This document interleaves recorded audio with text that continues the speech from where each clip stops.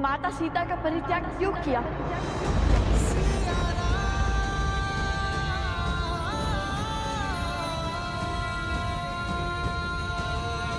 कीजिए श्री राम, जो ग्रंथ है जग में सबसे पावन, जिसने सिखाया जलाना भीतर का रावण, जिसका आधार शुभ कर्म है, जिसने प्रेम दिया ममता और त्याग समर्पण का मर्म है, पर जिसके अंत पर प्रश्न बढ़ा, जो हमारे मन में शीश ताने खड़ा। जब राज धर्म था सब कुछ ही, फिर क्यों पत्नी व्रत का वचन लिया? क्यों त्याग दिया उसको जिसने बरसों संग वन में गमन किया?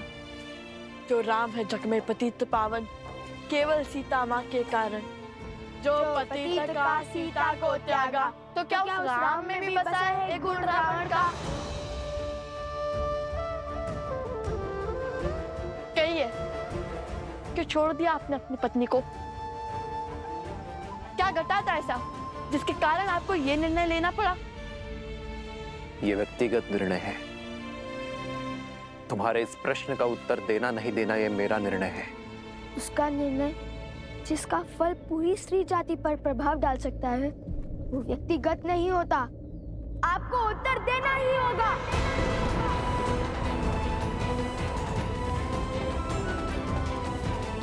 प्रश्न केवल हमारे मन में नहीं, अभी तो सदियों तक लोगों के मन में उठेंगे। सब इसका उत्तर जानना चाहेंगे। हमारे मन में जो आपकी छवि है, उसे जोड़ने का यही एक अवसर है। प्रभु श्री रामचंद्र के भाल पर ये तिलक नहीं, कलंक समान है। कलंक तो अवश्य रहेगा ये सदियों तक। इसका अर्थ ये नहीं कि आप इसका उत्तर ना दें। राजा पिता होता है प्रजा का, और इनके पुत्र मन में एक प्रश्न लेकर आए हैं, तो क्या पिता अपने पुत्रों के प्रश्नों का समाधान नहीं करेगा? ये निर्णय एक राजा और एक महारानी का था।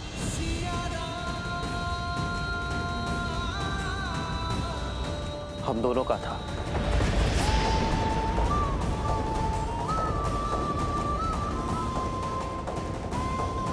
मुझे पूरा विश्वास है कि ये निर्णय केवल श्री राम का नहीं, अपितु सीता राम का है। तुमने अपना धनुष हटाकर, शीश झुकाकर मर्यादा और धर्म के अनुसार यह प्रश्न मुझसे पूछा है, और एक राजा होने के नाते ये मेरा दायित्व है कि मैं तुम्हारे प्रश्नों का उत्तर दूं। तुम दोनों जानना चाहते हो ना कि अयोध्या के भीतर क्या हुआ था? तो सुनो। सतीत्व की दुहाई देने वाली आज मुंह छिपाकर क्यों जा रही है? दशानन जैसा बलि जिसे पाना चाहे उसे छोड़ कैसे सकता है? यदि हमारे रघुवंशी ऐसा समाज बनाना चाहते हैं जहां स्त्रियों की त्रुटियों पर पर्दा डाला जाए, तो ऐसे तो हम दूसरे नगर में पहुंच जाएंगे भाई। मैं मर्यादा पुरुषोत्तम राम नहीं हूं। मैं ऐसी स्त्री को नहीं अपनाऊंगा जो किसी अन्य पुरुष के साथ रहकर आई हो। हम दोनों अपने राज्य का परित्याग कर देंगे तो ना ही कोई प्रश्न उठेंगे और ना ही कोई उत्तर की अपेक्षा करेंगे। हम दोनों नहीं, केवल मैं आ रहे हूं। जिस क्षण महाराजा राम महारानी सीता को त्यागेंगे, उसी क्षण अयोध्या के सब दुख मिट जाएंगे।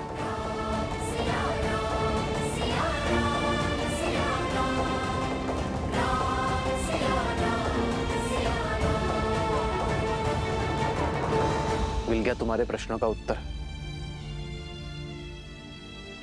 मिल गई संतुष्टि तुम दोनों को।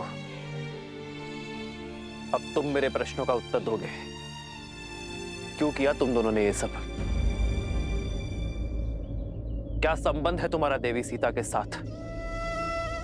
हमारा संबंध हर उस स्त्री के साथ है जिसके साथ अन्याय हुआ। भगवान वाल्मीकि से केवल अस्त्र शस्त्र की शिक्षा ही नहीं ली हमने, अपितु स्त्री के सम्मान की रक्षा की शिक्षा भी ली हमने। अब जब तुम्हें अपने प्रश्नों का उत्तर मिल गया है तो अपना हट छोड़ धर्म की स्थापना में मेरी सहायता करो और उस अश्व को मुक्त कर दो। हाँ पुत्रों, अश्व प्रभु को लौटा दो। अब तो आपके मन का हर संदेह मिट गया ना?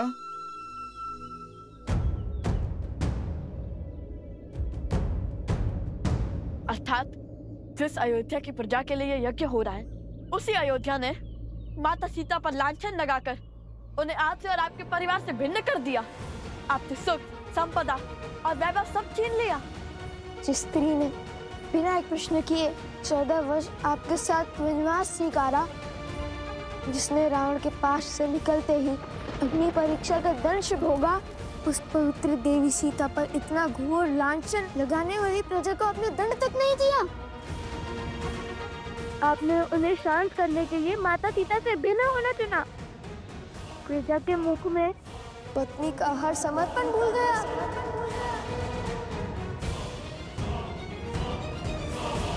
एक राजा का धर्म प्रजा की रक्षा करना होता है, उनके संदेह को दंडित करना नहीं।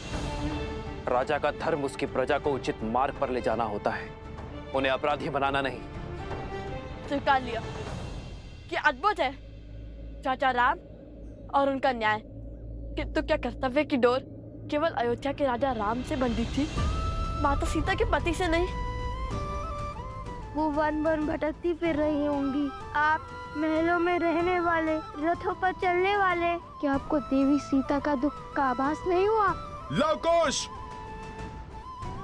मेरे प्रभु से बात शब्द साध कर करो। आधा ज्ञान सबसे घातक होता है। आधा ज्ञान? अरे अपनी आंखों पर से भक्ति की पट्टी हटाइए हनुमान जी। पट्टी तुम्हारी आंखों पर है। जो मैंने देखा है वो ना आपने जाना है और ना ही अयोध्या की प्रजा ने।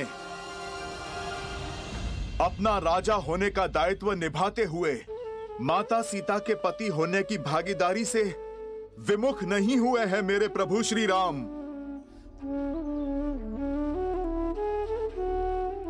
राजवस्त्र और राजदायित्व उतारकर सदा वल्कल धारण किया है मेरे प्रभु श्री राम ने। राजभोग को त्याग कर कंद मूल खाए हैं प्रभु ने।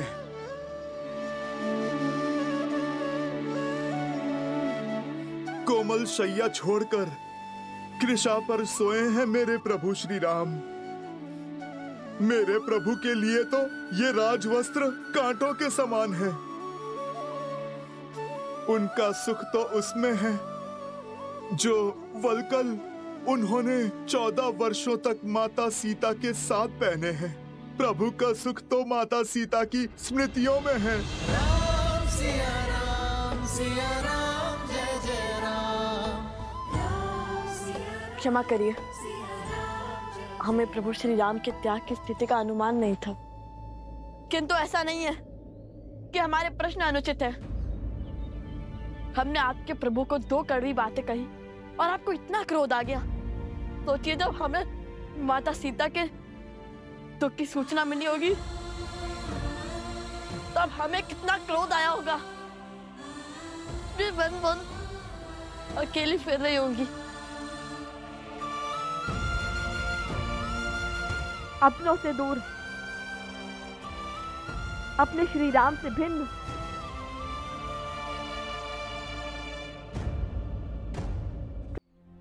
ये त्याग आवश्यक था और ये मेरी सीता का निर्णय था, और ये अनुग्रह मुझे स्वीकार करना पड़ा अपनी प्रजा के लिए। अद्भुत। तो फिर राजा का पद क्यों नहीं त्याग दिया?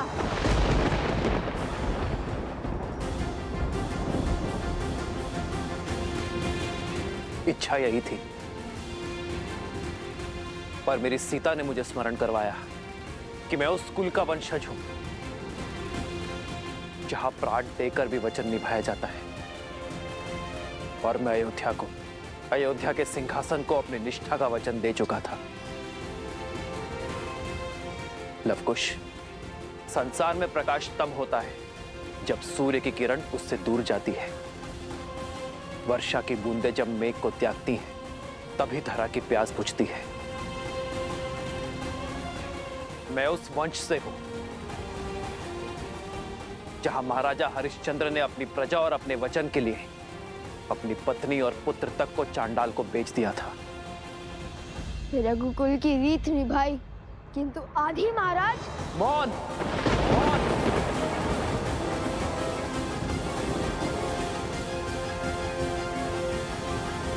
कहने से आपकी भूल छुप नहीं जाएगी महाराज। मत भूलिए कि आप उस कुल के वंशज हैं जहां महाराज दशरथ ने अपनी पत्नी के मांगे अनुचित वचन को भी निभाया और में आप ही ने उनके सहयोग किया, वो भी प्रजा के विरुद्ध जाकर, क्योंकि पत्नी भी आपकी प्रजा थी जिन्हें महाराज ने वचन दिया था। जब आपने रावण की लंका पर चढ़ाई की, इसलिए नहीं कि प्रश्न आपकी पत्नी का था, इसलिए क्योंकि ये अयोध्या की प्रजा के मान पर प्रहार था।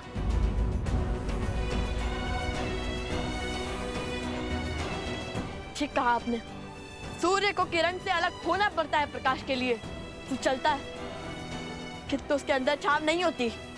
आप रघुकुल के सूर्य हैं, आप वो दीपक कैसे बन गए जिसके तले अंधकार है?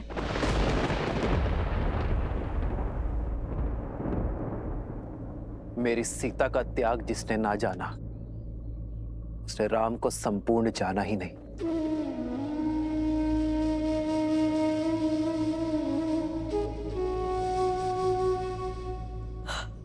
आज नहीं तो कल आपके निर्णय पर प्रश्न उठेंगे जिनके उत्तर के बिना रामायण संपूर्ण नहीं होगी।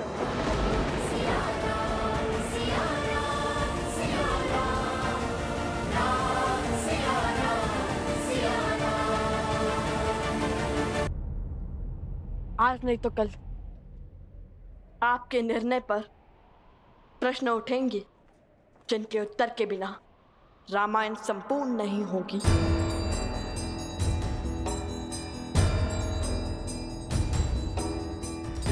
इस प्रश्न का उत्तर सीता के त्याग का केवल यही पीढ़ी नहीं, आने वाली हर पीढ़ी आभार मानेगी। जिस आने वाली पीढ़ी की आप बात करते हैं, वो पीढ़ी माता सीता के मुख से इस त्याग की कहानी को सुनना चाहती है। ढूंढिए माता सीता को, उन्हें स्वीकारिए। माता सीता का स्थान कोई स्वर्ण मूर्ति नहीं ले सकती। सीता यहां नहीं आ सकती। तुम दोनों अब ये वाद विवाद छोड़ दो और अश्व को मुक्त कर दो। उद्दंडता की भी सीमा होती है। उद्दंडता की सीमा तो अयोध्या की प्रजा ने पार की थी, उसने जिसके लिए आपने त्याग किया, जिसके कारण एक निर्दोष नारी को अपना पति, अपना परिवार और घर छोड़कर जाना पड़ा। मौन,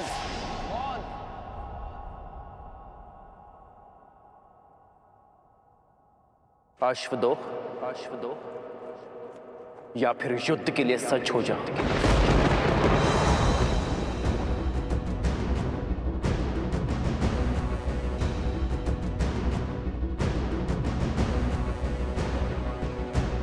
यदि आप माता सीता को खोज कर नहीं लाएंगे, उन्हें पुनः नहीं अपनाएंगे, तो हम भी अश्व नहीं छोड़ेंगे। स्वर्ण की मूर्ति रख देने से प्रेम सिद्ध नहीं हो जाता। माता सीता के हाथों आहुति दिलवाकर कीजिए रामायण संपूर्ण, अन्यथा उठाइए अस्त्र, हम युद्ध के लिए सज्ज हैं।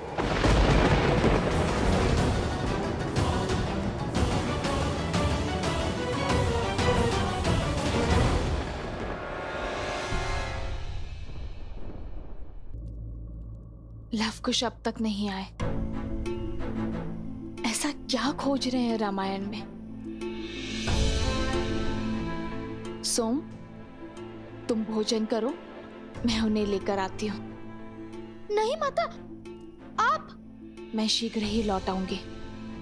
तब तक तुम भोजन का आनंद लो, और हाँ, भोजन समाप्त किए बिना उठना नहीं। तब तक मैं उन दोनों की सुध लेकर आती हूँ। ये किस संकट में फंस गया? लवकुश तो आश्रम में है ही नहीं और भोजन समाप्त किए बिना उठ नहीं सकता। कहिए श्री राम, खोजेंगे हमारे साथ माता सीता को, रखेंगे स्वर्ण प्रतिमा के स्थान पर स्वयं माता सीता को।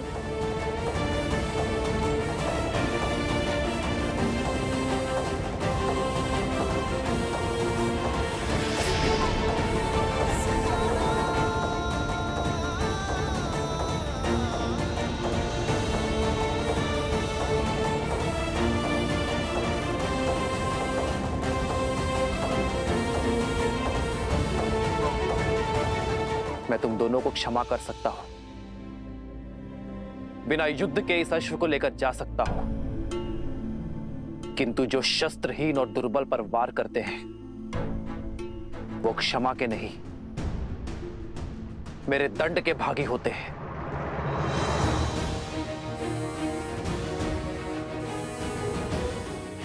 क्या? शस्त्रहीन और दुर्बल? हमने कभी ऐसा पाप नहीं किया। किसकी बात कर रहे हैं आप? संदेह था मुझे, परंतु विश्वास का पलड़ा अधिक भारी था मेरे मन में कि वो दिव्य ऋषि कुमार ऐसा नहीं करेंगे। परंतु कथनी और करनी में अंतर दिख रहा है मुझे। मैं तुम्हारे पाप का दृश्य देखकर आया हूं। लज्जा से नेत्र झुक गए मेरे। अपनी शक्ति का प्रदर्शन करने के लिए तुम दोनों ने पूरे गांव को भस्म कर दिया।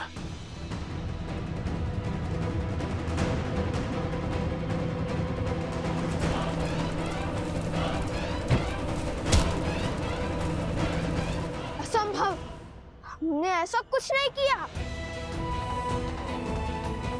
झूठा दोष मढ़ रहे हैं आप हम पर। धर्म के पथ पर चलने वाले लवकुश को अधर्म के संस्कार नहीं दिए वन देवी ने। प्रभु, मुझे भी इन पर पूरा विश्वास है। ये दोनों ऐसा घोर अपराध नहीं कर सकते। इनके चरित्र और संस्कार ऐसे नहीं है प्रभु।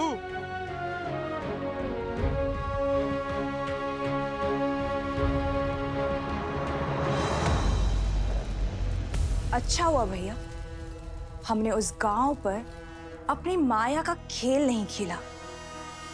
लवकुश बनकर गए अवश्य, पर सत्य में त्राही त्राही मचाकर लौट आए। यदि हम उन गांव वालों के साथ सम्मिलित हो जाते तो सत्य की मूरत वो राम क्षण भर में हमें पहचान लेता। अब जो बीज बोया है उसका फल पकते हुए देखना है। शीघ्र ही राम का क्रोध हर सीमा लांघ जाएगा। और कहते हैं ना, क्रोध विवेक का शत्रु होता है। श्री राम, आपको अवश्य ही कोई अनुचित सूचना मिली है। यदि यह विश्वास है, अब भी हमारे से धड़ से अलग कर दीजिए। आपसे जीतना तो वैसे भी असंभव है हमारे लिए, किंतु माता सीता के सम्मान के लिए यह युद्ध अंतिम श्वास तक लड़ेंगे हम।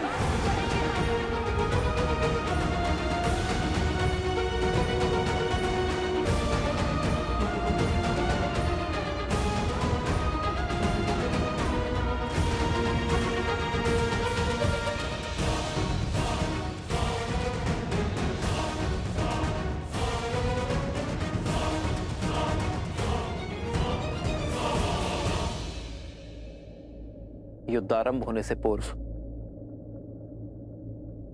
मेरी एक अंतिम बात और सुन लो। व्यक्ति का जीवन उस पर उसके माता पिता का ऋण होता है। मैं नहीं चाहता कि तुम उनकी अनुमति के बिना, उनकी जानकारी के बिना ये युद्ध लड़ो। जाओ और जाकर अपने माता पिता और अपने परिजनों से मिलकर आओ। कदाचित तुम्हारे माता पिता तुम्हें समझा पाए, तुम दोनों को अपनी भूल का आभास करवा पाए। कौन है तुम्हारे पिता?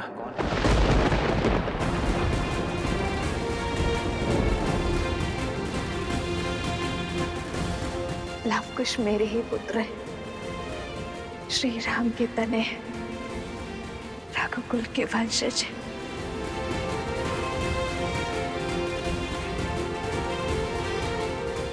क्या योद्धा के लिए उसके कुल का नाम होना आवश्यक है? हमारी माता ही हमारे पिता हैं।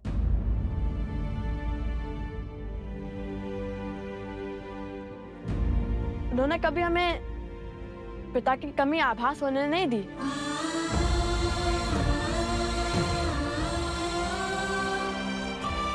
मैं किसी के कुल पर प्रश्न नहीं उठा रहा, पर क्या तुम दोनों की माता को तुम्हारे इस कर्म का ज्ञान है?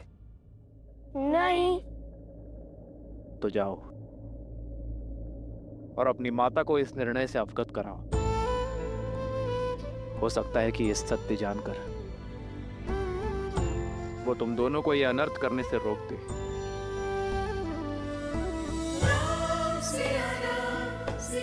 जाओ बालकों।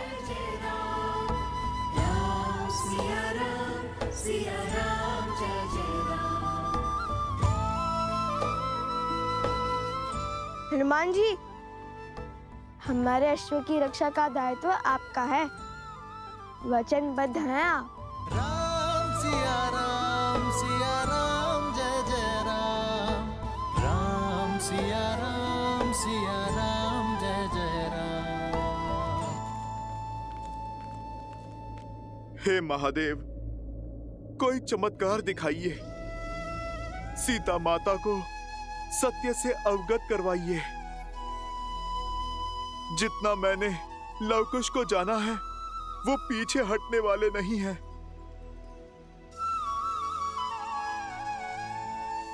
महादेव, अब तो आपके ही अंश श्री राम भक्त हनुमान ने गुहार लगाई है।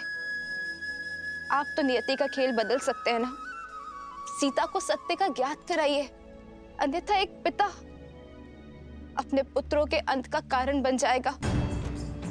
ये तो आप भी जानते हैं ना कि लव और कुश श्री राम से नहीं जीत पाएंगे। यदि ये युद्ध हुआ तो श्री राम लव कुश को मार देंगे।